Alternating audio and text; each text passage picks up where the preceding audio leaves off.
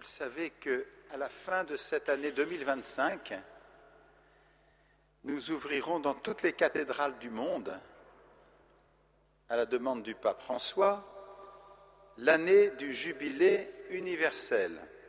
Nous sommes en plein jubilé des apparitions ici, et le 29 décembre, partout dans le monde, sera ouverte une grande année pour replonger au cœur de notre baptême. Le pape a beaucoup voulu que cette année sainte 2025 soit centrée sur le mystère du Christ, en mémoire aussi du grand concile christologique qui a approfondi ce mystère du Verbe éternel de Dieu fait chair, Jésus, vrai Dieu et vrai homme. Et l'axe que le pape a fixé pour ce jubilé universel, c'est pèlerin d'espérance. Et tout à l'heure, à l'Aude, pour ceux qui étaient à l'Aude, dans la lecture biblique, il y avait cette expression désignant Israël, un peuple en route vers le repos promis par Dieu. Au fond, un peuple en quête du vrai Shabbat, de ce qu'est vraiment la vie dans le repos de Dieu.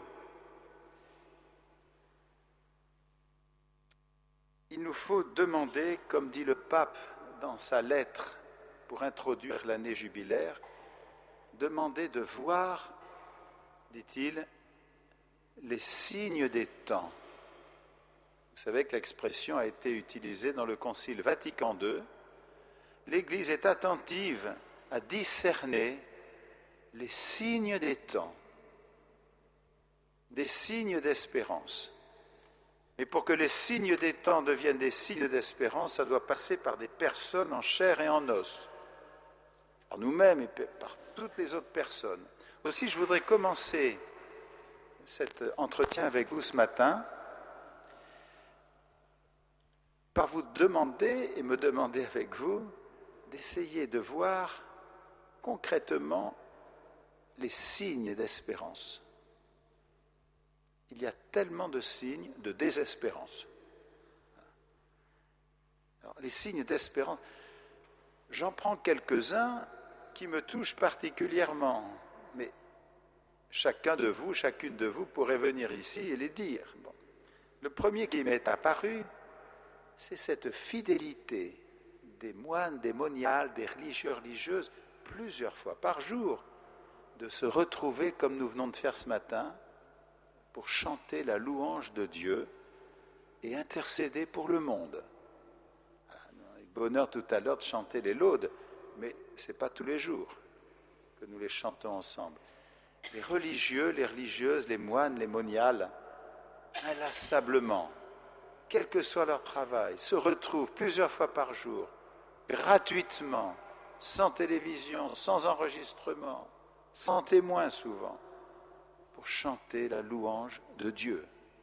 Marguerite Marie fait partie de cette grande foule des consacrés vivant en communauté qui a consacré beaucoup de temps de sa vie gratuitement, comme font nos sœurs de la Visitation à côté, pour célébrer la liturgie des heures. Deuxième signe des temps, je pense à des mères de famille, partout sur la terre, qui au milieu des difficultés, parfois des difficultés affectives, soignent leurs petits-enfants ou leurs petits-enfants, leurs bébés, ou leurs jeunes garçons ou leurs jeunes filles qu'ils portent. Comme c'est beau, ces mères qui inlassablement croient dans la vie, elles ne font pas des théories, mais elles résistent à tout. Elles sont prêtes à tout pour leur enfant. Un autre signe des temps. Un troisième, eh bien, c'est l'application des petits à dessiner, à jouer, même sous les bombes, même si les parents se disputent. Leur capacité de temps en temps à être occupés par une seule chose,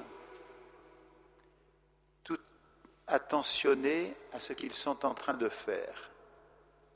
Signe des temps, signe d'espérance. Ensuite, la force de famille dans les pays en guerre qui continuent de pouvoir parler, de se relever, de continuer à protéger leur famille, quitte à partir, mais qui ne s'effondrent pas complètement. Si les maisons s'effondrent, les familles tiennent debout partout sur la terre. Signe d'espérance. Encore,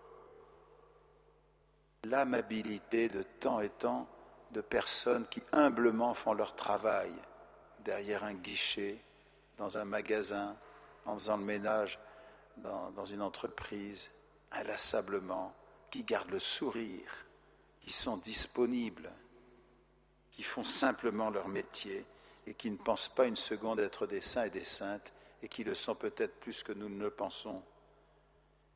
Ils sourient au jour qui commence. Et même s'il y a de temps en temps auprès d'eux des gens qui ne remarquent même pas leur travail, ils ne s'en formalisent pas. Voilà les humbles. Autre signe d'espérance, l'abnégation de tant et tant de bénévoles sans lesquels aucune institution, aucune association, aucune entreprise ne pourrait perdurer. Autre signe d'espérance,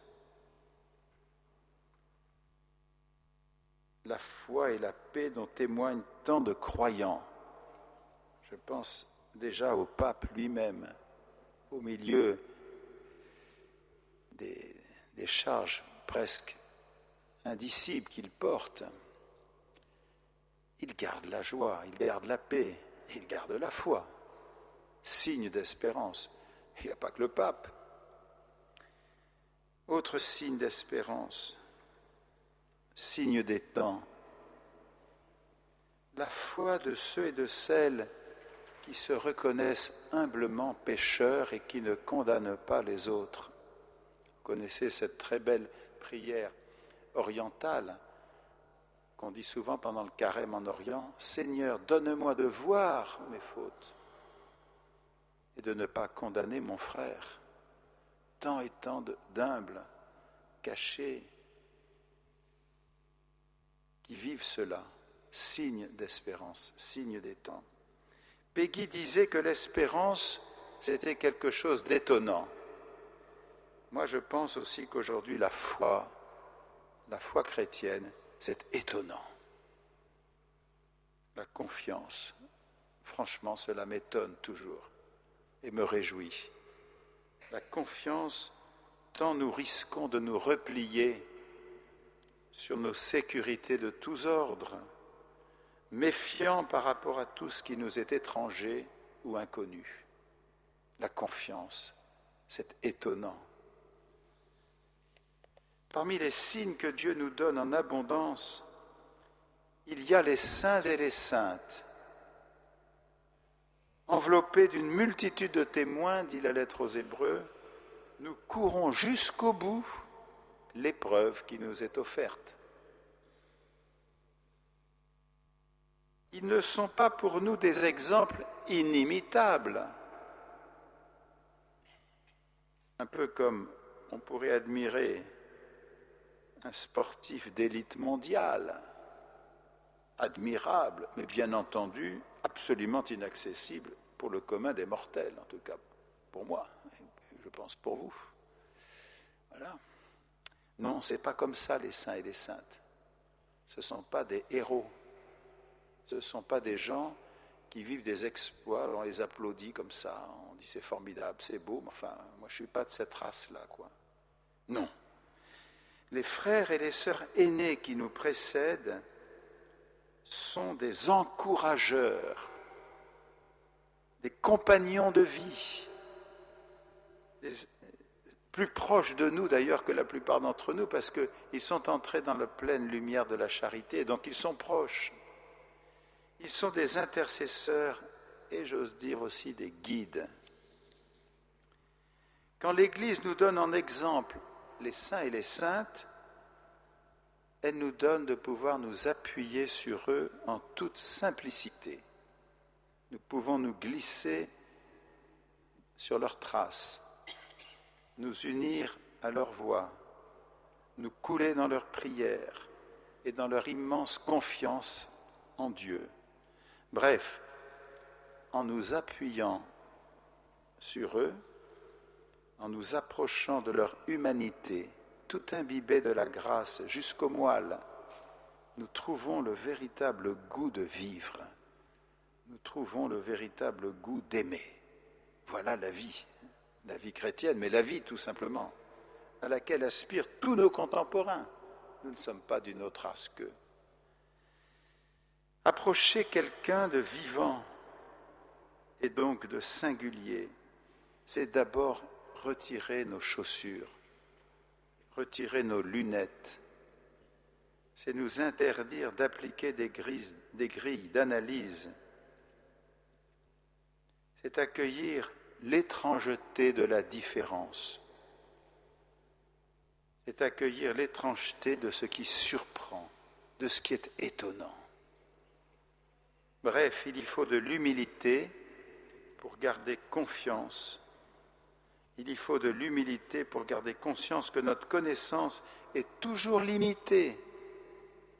Cela est particulièrement vrai quand il s'agit de la connaissance d'une femme ayant vécu dans le monde du XVIIe siècle, qui n'est plus le nôtre, Marguerite Marie. Ce qu'on appelle la vocation religieuse de Marguerite Marie, va attendre des années pour pouvoir s'exprimer, être traduite simplement. Marguerite Marie ne pourra parler de sa vocation qu'à l'âge de 20 ans, ce qui à l'époque est déjà âgé. C'était déjà des vocations dites tardives, alors qu'elle y pensait dans son cœur déjà petit enfant. Il faudra encore 4 autres années pour qu'elle discerne le lieu de vie où elle pourra se donner entièrement à l'appel du Christ. Cela nous apprend déjà ceci. Les choses qui concernent l'engagement durable de notre vie, les maturations, sont indispensables pour la réalisation d'une vocation. Les maturations, les cheminements, la durée, le temps. Le chrétien n'est pas quelqu'un qui s'emballe sur un coup de tête.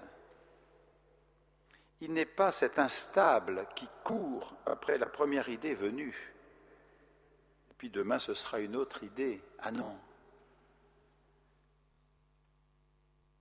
Marguerite Marie nous dit « Je ne veux être religieuse que pour une seule chose, l'amour de Dieu. » Marguerite Marie connaît à certains moments cette confirmation intérieure, comme lorsqu'elle franchit la porte du monastère de la Visitation ici à Paris, où elle a mûrement choisi d'aller pour y entrer jusqu'à la mort.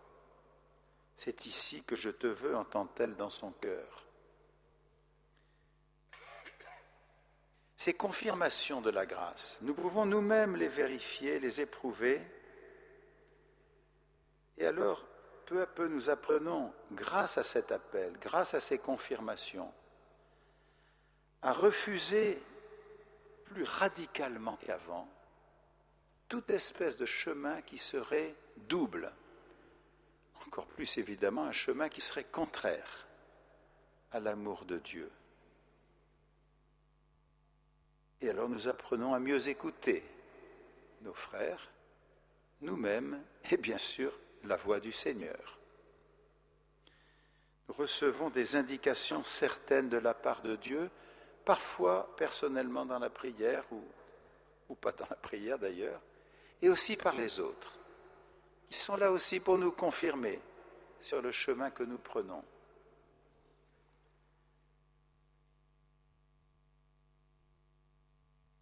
Le Seigneur nous fait voir ce qui est le bon chemin.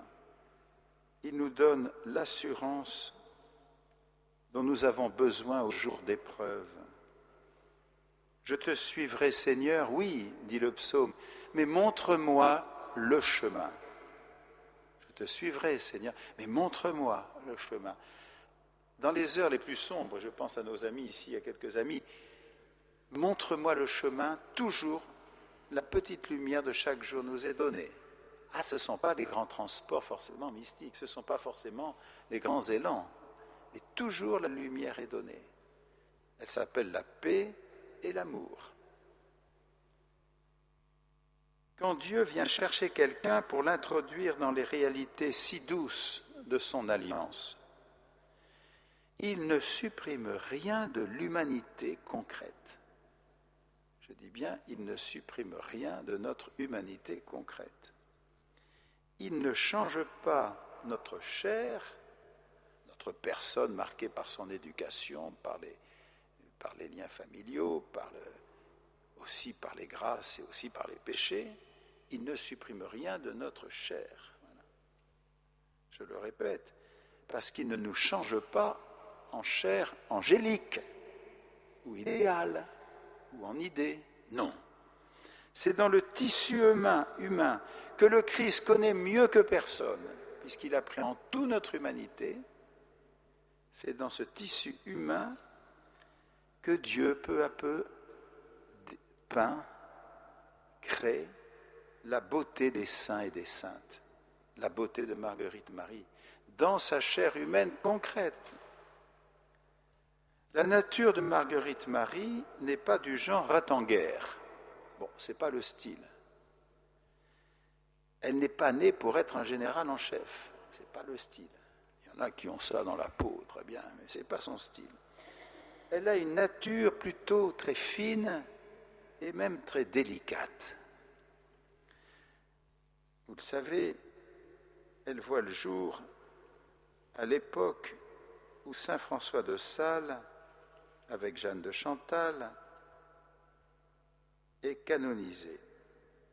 Avec Jeanne de Chantal, excusez-moi, où saint François de Sales est canonisé.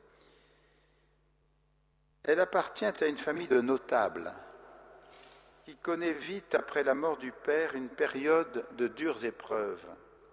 Qu'on se souvienne, c'est l'éloignement de sa marraine, c'est la maladie qui cloue Marguerite puisqu'elle ne s'appelle pas encore Marguerite Marie, qui cloue Marguerite au lit pendant près de 4 années, à l'âge où tout un chacun aspire à se déployer librement. Elle a 10 ans. C'est ensuite la maladie de sa propre mère, maladie qui était jugée inguérissable et qui oblige l'adolescente à devenir l'infirmière de sa propre mère, à laver les pieds corporels répugnants pendant plusieurs années.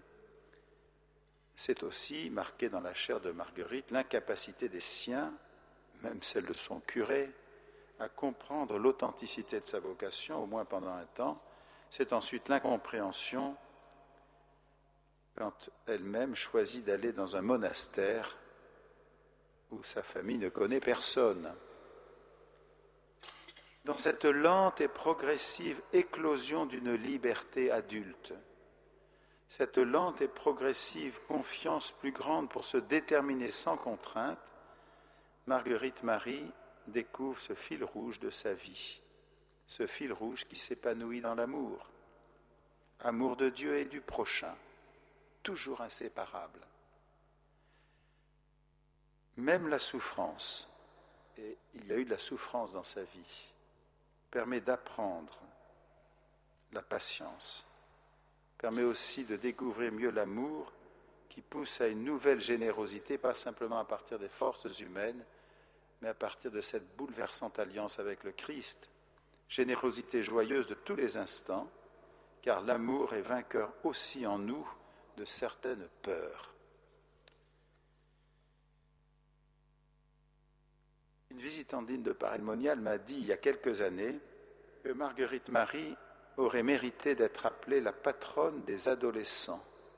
Vous savez pourquoi ? Parce qu'elle a été affrontée à la mésentente d'adultes qui auraient pu être son soutien, tant d'adolescents qui auraient pu s'appuyer sur une situation, disons, plus ajustée et qui n'a pas été le milieu, en tout cas pas toujours, dans lequel Marguerite Marie a vécu son adolescence. On a même pu parler un petit peu d'une situation de travail dans la propriété où la responsable, qui était une tante, si je ne me trompe pas, a eu un management qui aujourd'hui ferait problème. Voilà. Un management très très autoritaire, pour ne pas dire un peu tyrannique. Elle a vécu dans cette ambiance-là aussi, sa jeunesse. Bon.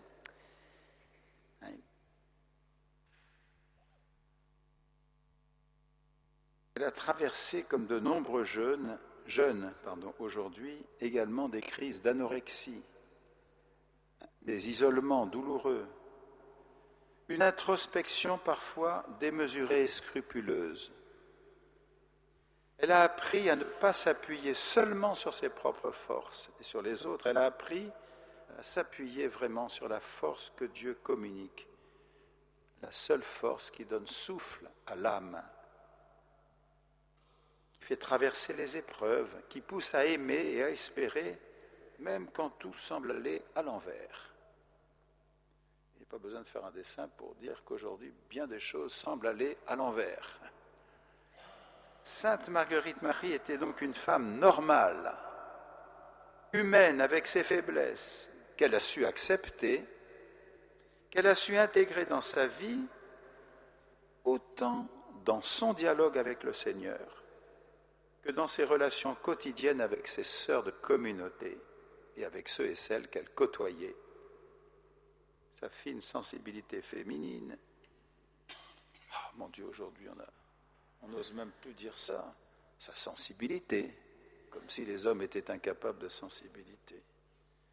Sa sensibilité féminine, j'ose le dire, avec un peu de malice, lui fait trouver des expressions de tendresse et d'authentique amour envers celui qui lui a tant montré le sien, le Christ qui m'a aimé, disait déjà Paul, et qui s'est livré pour moi.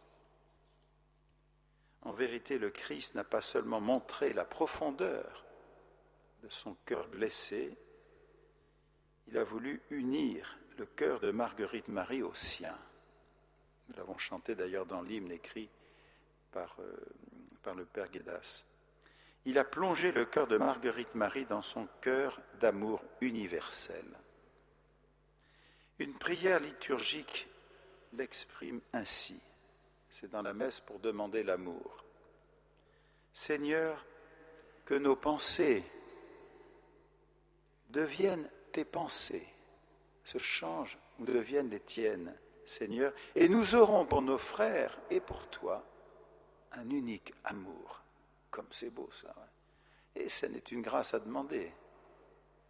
Venons-en à la vie de prière de Marguerite Marie. La prière, vous savez, c'est le sang qui irrigue la profondeur de notre vie. On pourrait parler longuement sur aujourd'hui la grande mission de l'Église, qui est de demeurer dans cette prière quotidienne cachée. Et ici, je tiens à saluer aussi cette tradition ancienne. Alors on dit plus l'heure de présence, je ne sais plus comment on dit d'ailleurs, enfin, comment on dit. On disait avant une formule très désuète. Vous voyez ce que je veux dire? La garde d'honneur, voilà, pardon, je ne me souvenais plus de cette expression. Derrière la garde d'honneur, il y a cette prière au fil des jours, en priant chaque jour un temps. Bon, c'est une façon de vouloir que toute notre vie soit passée en présence, dans la présence de Dieu. Même si évidemment, consciemment, nous n'y pensons pas tous les jours, tous les instants, à l'heure de présence. Eh bien, ici, mais partout dans l'Église, ce qui fera le rayonnement, ce qui fera le cœur de la mission, c'est le secret de l'amour qui se puise dans la prière. Marguerite Marie est là aussi pour nous le rappeler. Sa vie de prière, c'est le souffle de sa liberté. Prier vraiment, c'est un acte de prophétisme au cœur d'un monde tenté par l'autoréférencement, qui dit qu'il n'a pas le temps pour s'occuper d'autre chose que de lui-même. Voilà le monde. Prier, c'est être des éclaireurs d'un monde qui ne sait plus où il va. Prier, c'est être amoureux du monde que Dieu a tant aimé. j'ose le dire. Sans la prière, la terre va se dessécher, non seulement la terre intérieure, nous le savons par expérience, mais la terre aussi matérielle va se dessécher.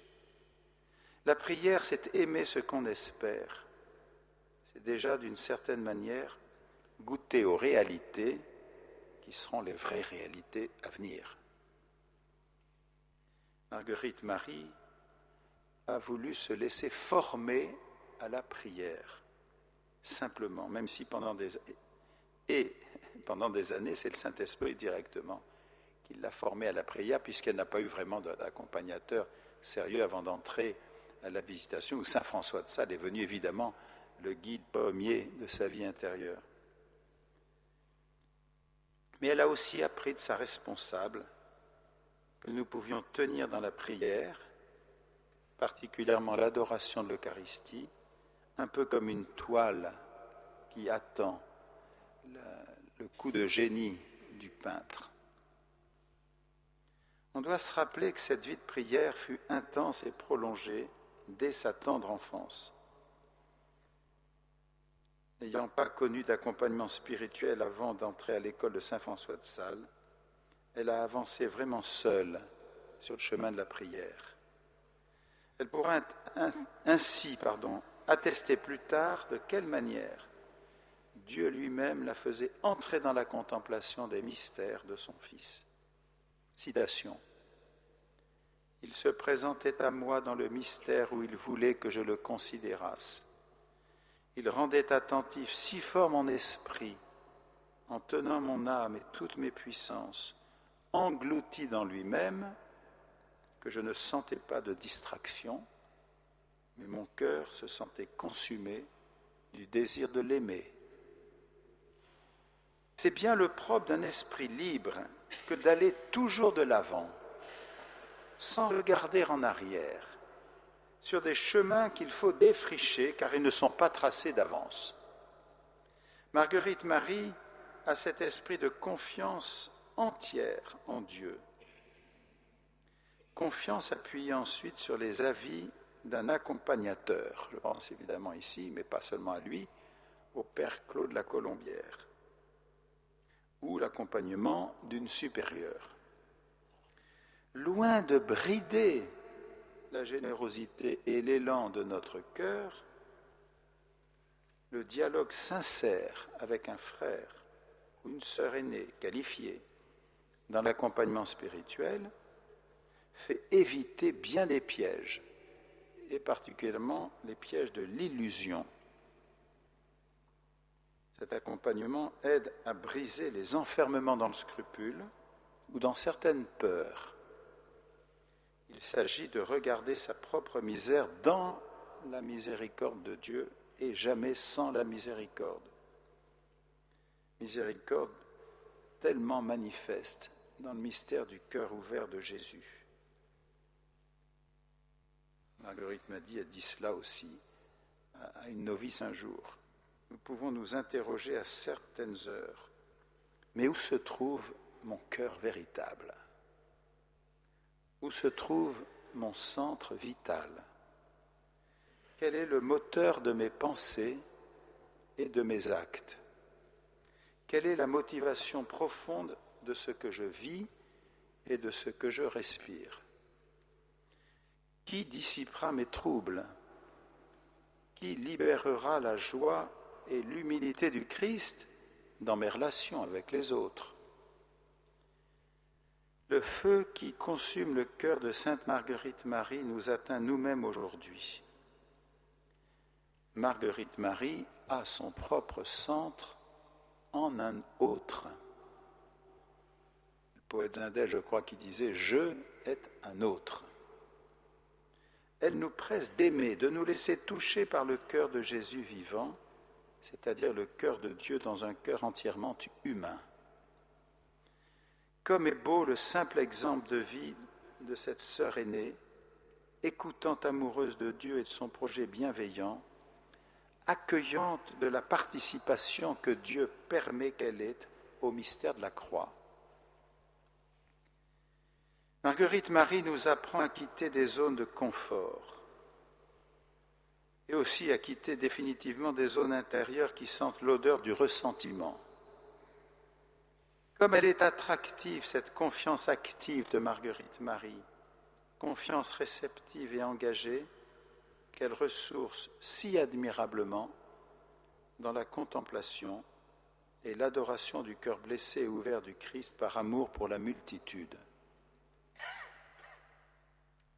Plus nous avançons dans la vie, et plus nous souffrons de ne pas aimer assez. Et moins nous aimons, explique Marguerite Marie, plus nous regardons les autres avec dureté, sans miséricorde, soupçonnant même chez eux des pensées, des actes qu'ils n'ont peut-être jamais eus ni commis. Tenez, c'est un exercice à faire aussi spirituel. Par rapport à ceux ou à celles avec qui, spontanément, ce n'est pas la sympathie absolue, quoi, voilà, pour telle et telle raison, quelquefois d'ailleurs très grossie. Est-ce que nous y pensons, y compris même quand il y a eu des dommages, quand il y a eu des fautes contre nous, est-ce que nous y pensons, les enfermant dans ce que nous pensons qu'ils ont commis, peut-être d'ailleurs ils l'ont fait, ou est-ce que nous les regardons comme ceux qui ont peut-être déjà changé intérieurement et qui peut-être, même s'ils n'ont pas changé intérieurement, changeront un jour. Ça change bien les choses. Hein. Entre parenthèses, ça dégage de bien de problèmes dans la vie intérieure, ça. Je dis ça spontanément en écoutant Marguerite Marie le dire aussi. Quand nous manquons d'amour, de miséricorde, nous regardons les autres avec dureté. Ça, c'est clair. Hein. Voilà. Mendions donc l'amour. Le silence intérieur, patiemment recherché et entretenu, font partie de cet exemple si lumineux de Marguerite Marie. Dans une époque si bruyante, si dispersante, le bombardement numérique incessant des news de tous ordres, les messages, les mails, rendent d'autant plus pressante et salutaire l'invitation de Jésus à ceux qui s'approchent de lui. Entre dans ta chambre la plus retirée, verrouille la porte, c'est-à-dire ne laisse rentrer que ceux que tu veux bien laisser rentrer. Ici, il faut penser évidemment à ce grand discernement, mais pas simplement le discernement, la volonté de verrouiller la porte pour être retiré dans le secret, dans la chambre intérieure, où ton Père, dit Jésus, comme c'est beau, ton Père, voit dans le secret pour te donner la vie, pour te récompenser, jamais pour te coincer. Ah non, un Dieu qui coince, c'est un Dieu pervers, c'est le contraire de notre Dieu. Voilà. Tant de théologiens modernes nous ont aidés à faire attention aussi, à être délivrés de certains relents d'images qui sont des images perverses de Dieu, comme si Dieu nous attendait au tournant. Oui. C'est fou de penser ça. Est-ce qu'un père, même un bon père, une mère, ferait ça pour son enfant? Jamais. Ça ne veut pas dire qu'il ne voit pas, qu'il ne cherche pas à l'éduquer, bien sûr, mais toujours en espérance, jamais pour le coincer. Silence intérieur dans un univers bombardé continuellement par des messages de tous ordres, souvent irréfléchis. Verrouille la porte, ne laisse pas entrer n'importe quelle pensée ou sentiment dans ton cœur. Prie ton Père qui est là dans le secret. Le beau silence est donné à ceux dont les actes veulent plaire à Dieu plutôt qu'aux hommes, qui sont comme un écrin recueillant ce que Dieu veut dire et donner. Tenez donc toujours votre intérieur en silence, dit Marguerite Marie, parlant peu aux créatures et beaucoup à Dieu par vos œuvres, en souffrant, en agissant pour son amour. Fin de citation. Non, pardon, il y a une citation qui continue.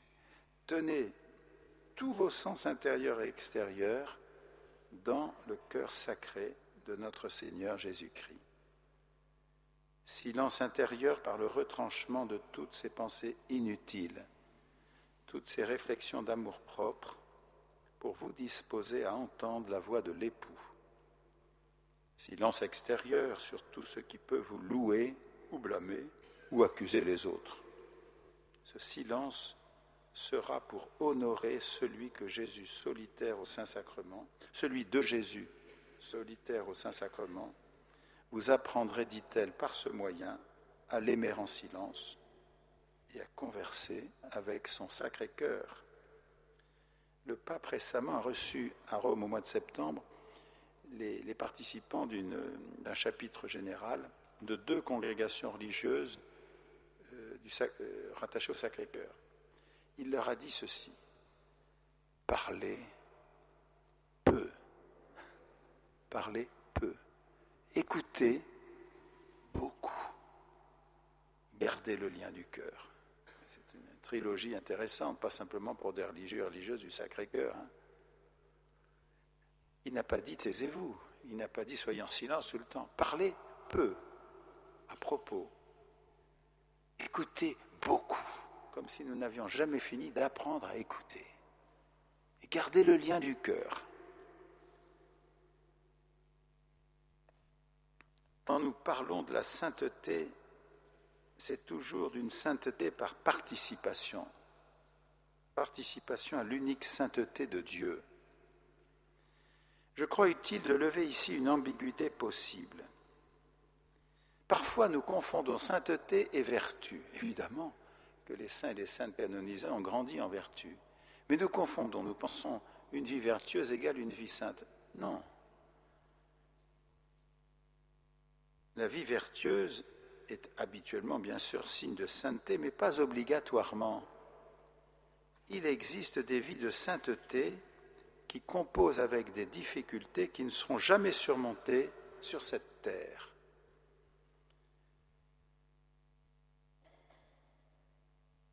Je tiens cette réflexion d'un grand théologien qui est décédé il y a quelques années, le cardinal Robert Coffey, dans une très très belle méditation sur la sainteté de Marie, faite à des moniales, les moniales de Dourgne, près d'Ancalca. Quel est le contraire du péché? Ce n'est pas la vertu. La vertu, c'est le contraire du vice. Le péché, c'est pas pareil. Le contraire du péché, c'est la reconnaissance du péché. C'est l'accueil du pardon jusqu'au fond. C'est-à-dire la reconnaissance que Dieu seul est saint et que Dieu seul peut nous justifier. Voilà le contraire du péché. Et là est la sainteté qui est un don de Dieu. Les saints et les saintes sont bel et bien de notre pâte humaine, la même pâte humaine que la nôtre. Leur vie peut nous paraître étrange à certains moments. Nous pouvons nous sentir loin d'eux et de leurs expériences. C'est que leur vie, tout comme la nôtre, est appelée à se laisser convertir par un amour rédempteur, amour que nous pouvons ou non accueillir. Voilà où peut se trouver la raison de cette étrange distance entre les saints et nous parfois. En effet, il existe une tristesse, celle de ne pas être des saints. Ajoutons que le secret de la transformation de notre cœur, c'est-à-dire notre sanctification, nous échappe. Voilà. Nous ne sommes pas les maîtres de notre sanctification. Le secret de cette transformation bienheureuse que les saints et les saintes ont accueilli pleinement appartient à Dieu.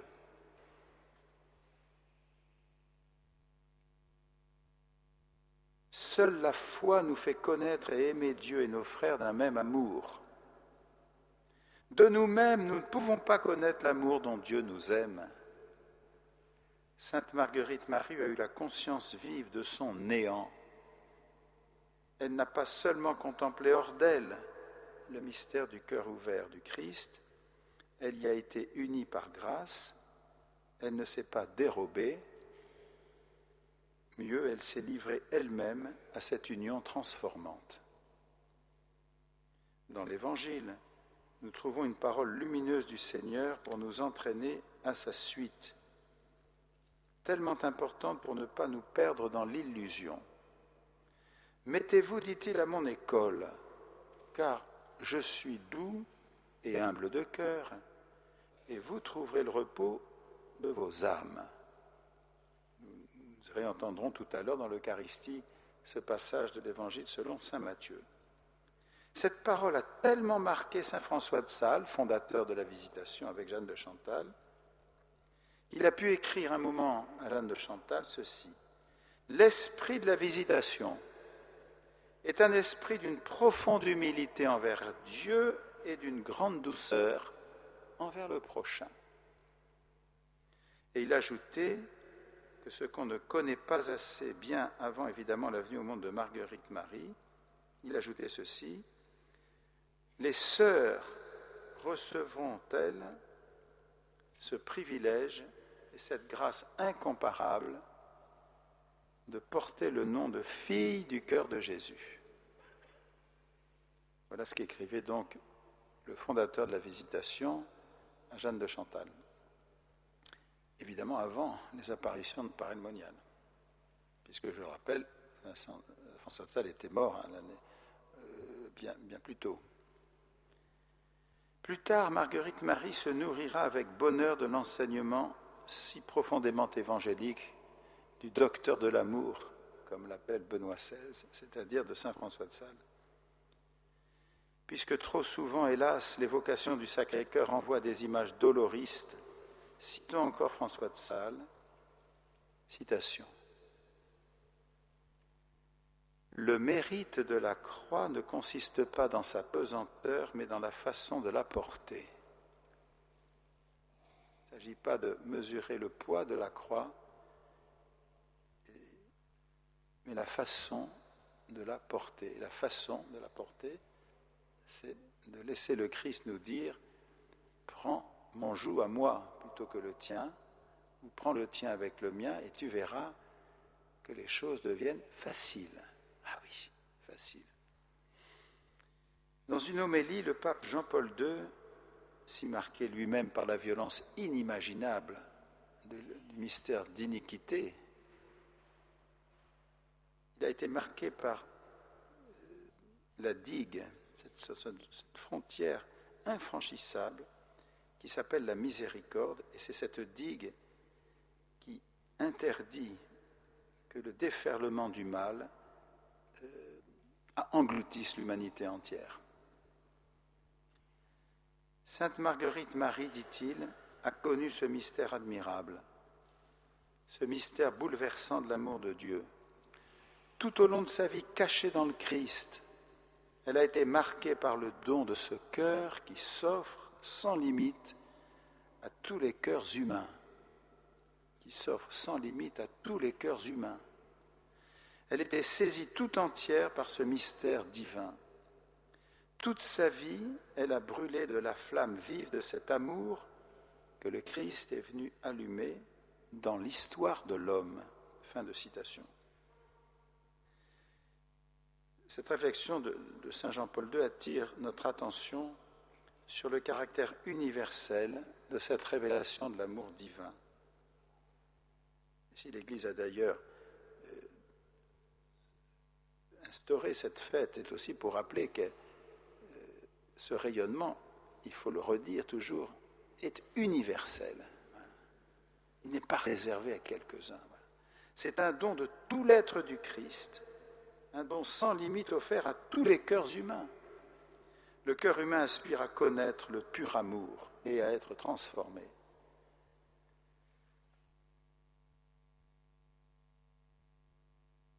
Je finis par là.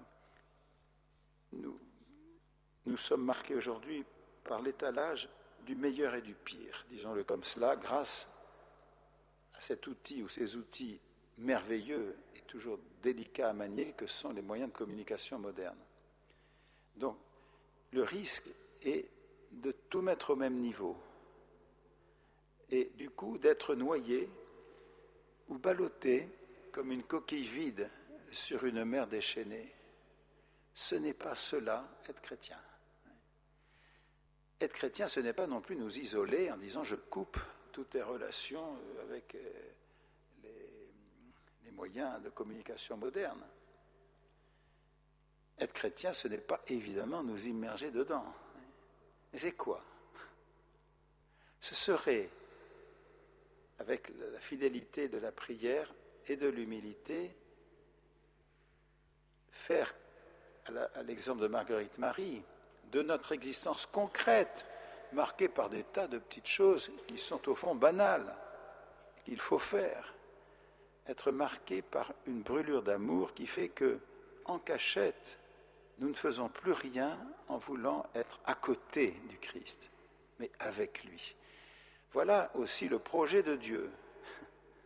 Son projet, c'est de nous inviter à entrer dans son alliance. Et quand le peuple y a été infidèle, de le rétablir dans cette alliance. Et ultimement, c'est dans son Fils bien-aimé Jésus que cette alliance est entièrement restaurée. Je finis par cette rapide réflexion qui demanderait d'être approfondie. On a pu dire ceci, qu'il ne faut jamais schématiser, que depuis l'instauration de la fête du Sacré-Cœur, la contemplation de la passion du Christ a été marquée davantage par le côté transpercé du Christ en croix, ce qui est vrai, au risque parfois de ne pas assez méditer l'ensemble de l'obéissance filiale de Jésus dans toute sa vie, obéissance filiale qui conduit aussi à l'agonie à Gethsémani, où là se joue aussi le mystère du don du sang. Et en fait, la grande tradition de l'Église n'a jamais séparé, évidemment, les événements de la vie du Sauveur. Mais voilà, nous gagnerions toujours à joindre à la contemplation du cœur ouvert sur la croix, la contemplation de tous les actes et toutes les paroles du Seigneur, qui sont toujours cet apprentissage pour nous, dans notre liberté humaine, de ne pas nous mettre d'abord au centre, mais de tout faire en fonction de celui qui nous a aimés. Ce qui change tout. Bref, c'est d'apprendre l'humilité. Non pas que Jésus ait eu à apprendre l'humilité, mais il a fallu que dans notre condition humaine, il apprenne aussi l'obéissance, c'est l'être aux Hébreux qui le dit, non pas du tout d'une manière passive, mais en totale liberté. Non pas ce que je veux, voilà, non pas ce que moi je veux. C'est très mystérieux de penser que le Sauveur a pu dire une parole comme cela. Ça nous apprend aussi à discerner que cette volonté de Dieu sur nous, elle est toujours de l'ordre d'une alliance avec Dieu, bien sûr, mais avec nos frères. Je ne découvrirai jamais ma vocation sans les autres. Et je suis aussi chargé, il n'y a pas que les évêques qui peuvent le dire, d'encourager la sainteté, l'irrigation du sang du Christ. Ça ne veut pas dire de décider à la place des autres, jamais. Mais en même temps, d'être dans un climat où nous nous regardons avec une confiance renouvelée.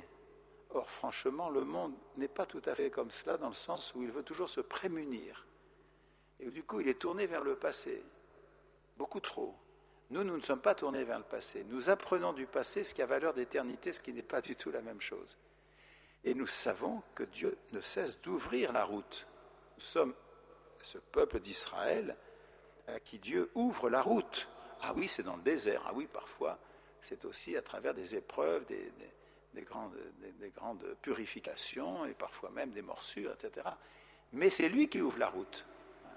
Nous demandons à Sainte Marguerite Marie deux choses. De ne plus jamais nous précipiter quand il y a des décisions importantes à prendre, mais de les mûrir, comme elle a fait.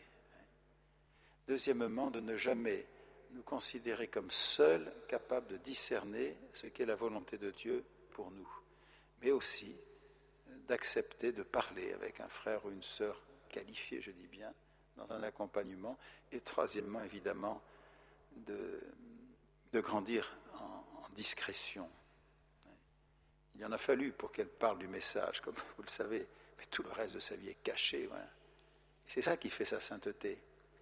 C'est cette vie ordinaire, toute ordinaire, qu'elle a librement choisie à la Visitation et qui a été entièrement imbibée de la charité du Christ. Nous pouvons chanter peut-être « Où sont amour et charité ?» Où sont amour et charité?